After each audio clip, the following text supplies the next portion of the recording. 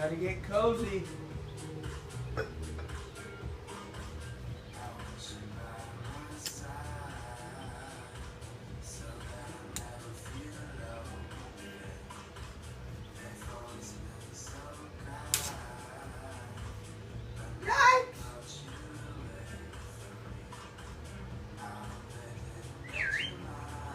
Honestly,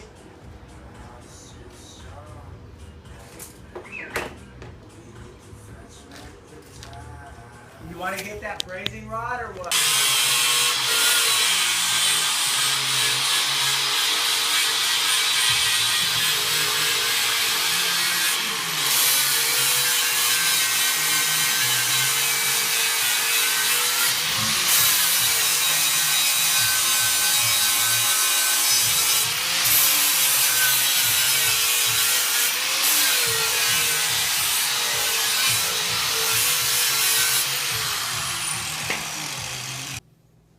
Alright, so I got the gentleman around the corner to weld this up for me.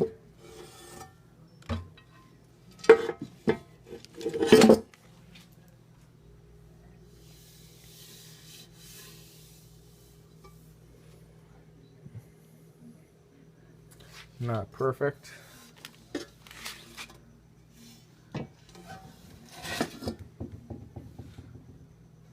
Told him not to worry about anything on the back side.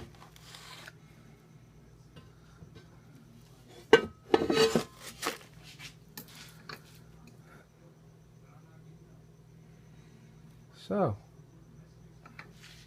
there it is.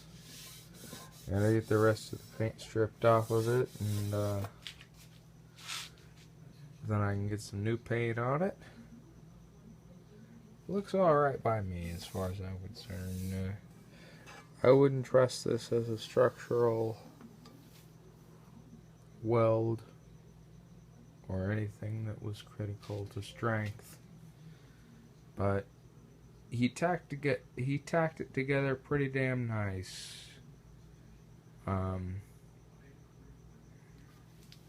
For what it was. I told him, look, this is just a gear guard. It is not strength critical, and as long as you get the weld in here to where I can, you know, paint it and it'll pretty much be invisible, I'm happy. So not to worry about the backside. And you see the backside is good old fashioned ugly weld. But you know, I'm not worried about that. In fact, I prefer that because it shows that this repair was done. If I'd had him grind this out and then as well as grind the other side out and then I painted it, you'd never know that repair ever happened. But I like to have a little bit of the history with the machine. So some future owner is going to open up the gear guard and see that, oh, well, that was broken and welded at some point. Anyhow, I suppose I'll see you in the next clip.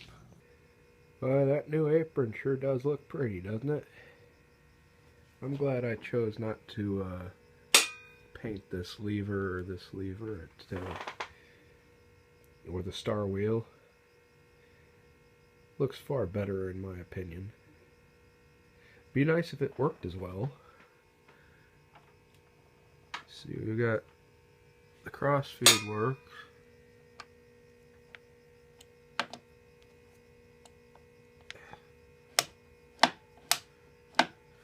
Notice a problem there.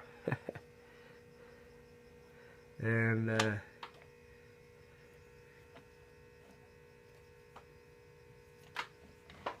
power feed works, kinda.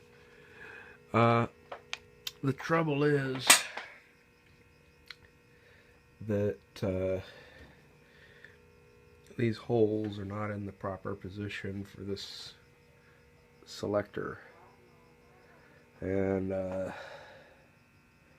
I've thought about this, and the other problem is too that the taper pin can't be driven in all the way, or it draws this up too tight, and you can't move it. And the same with the hand wheel.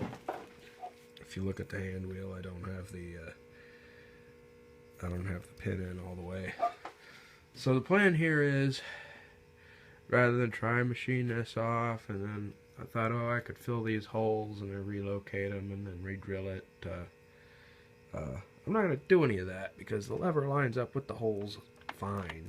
The problem is that the little eccentric in here is not indexed properly. It's askew. It's a little off this way. So the plan here is to ditch the taper pins altogether and fill the holes in the shaft ends, and then go ahead and drill these and tap them and use a set screw. That'll let me get everything indexed properly. Then I can set screw it in place, and of course I'll drill a little divot in there for to receive the end of the set screw, so that everything indexes properly when I put it back together, and then it should work fine. But I've had enough frustration and hassle with this tonight, so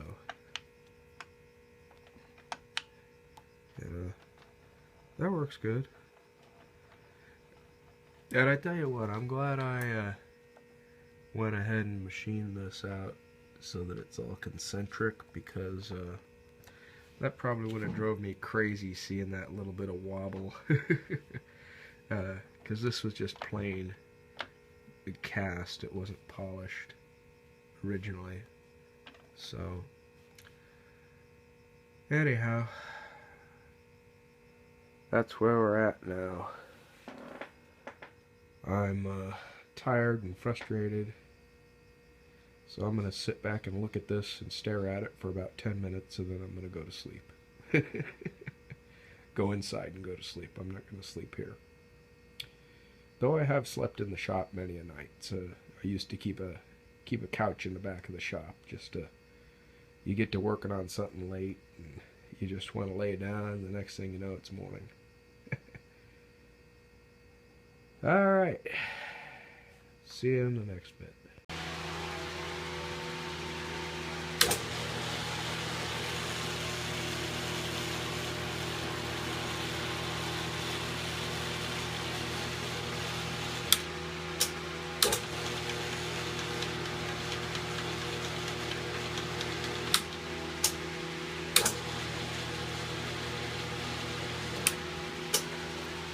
Alright, so we got the wiring figured out.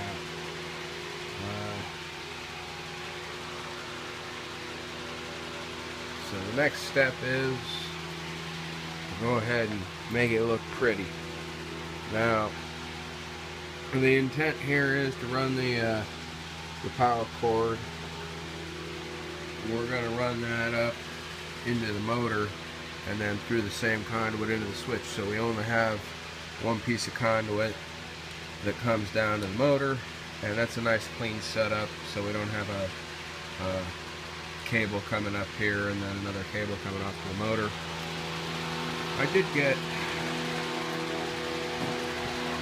get some conduit the other day, but it's too big. I got the 3/4 inch.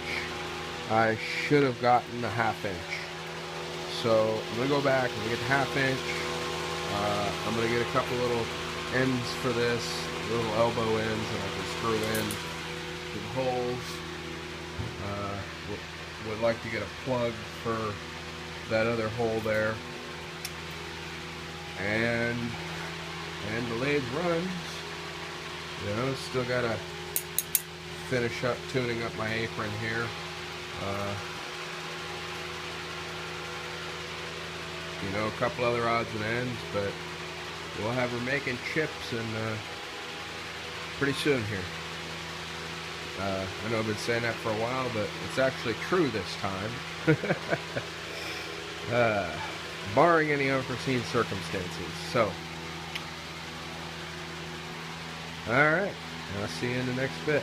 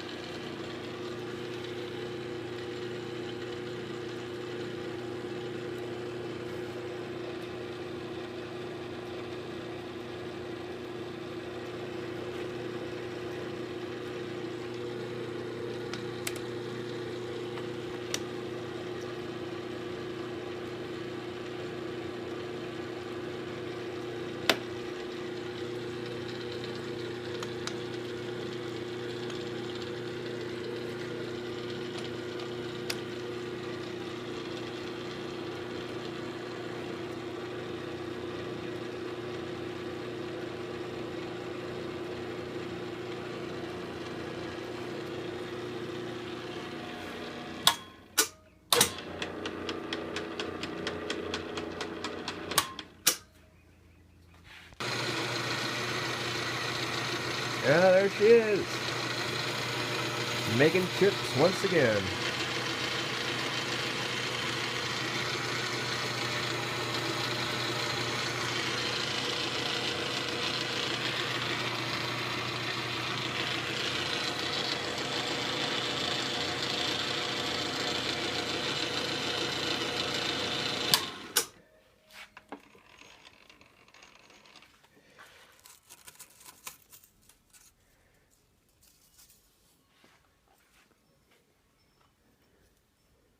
Beautiful. Yeah, it's a little piece of all thread I just chucked up in here to, well, for the sake of making chips, I wanted to see how well this worked. And I can already tell that this lathe is far nicer to use than my old Atlas over here. Getting a really nice finish, you know, and it's nice to be able to quickly and easily play around with your feeds. Everything works now. I just throw chips on the floor usually. I have a reason for that. I have a problem with some, I call them the feline menace. And they like to pee and poop on things wherever they go, so I throw metal chips around the floor usually, so they don't like walking in here. Because it pisses them off, it hurts their feet or something, or it's just agitating. I don't really care. I hate those damn cats. Anyway, yeah. So, for all intents and purposes, she's pretty much finished. I gotta wrap up my wiring there. I ran out of clips and then forgot to get more when I was at the hardware store, so I kind of wire netted everything together here. Yeah, it does leave a little something to be desired, but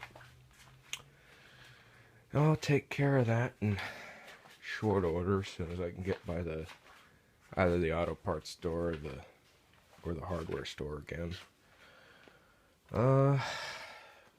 You get another tool post for this, or possibly make one. I've got a 13-inch South Bend, early model, old line shaft driven model. And I'm not sure exactly when we're going to bring that over here. I got to get together with my friend Eric. It's at his garage, because I didn't have room at the time, and now I've made room, so time to bring it over here. And it's got a milling attachment and everything on it, and so I intend to use it to effect this repair on my old apron, which is less worn than this new casting I got. except for the fact that, well, there's that. So that'll be a subject of a future video, I suppose. Still haven't put my tags back. I think I'm gonna order some. There's a gentleman over on Practical Machinist who makes reproductions of all the tags for these lathes, the oiling chart and all that. So I'm going to, at very reasonable cost, I'm going to go ahead and purchase some tags from him so that I've got nice clear feed chart and everything. You get another can of paint, paint my gear guard up and slap it on there.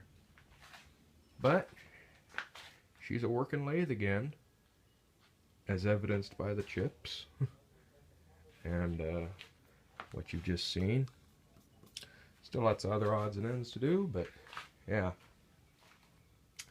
So this video has gotten quite a bit longer than I wanted to. I may have to upload it in a couple of parts. But there she is. A lot of work. So, if you like these videos, please go ahead and like them. If you have any questions or comments, you know where to put them. And if you'd like to see more, please do subscribe. Have a wonderful day. Thanks for watching.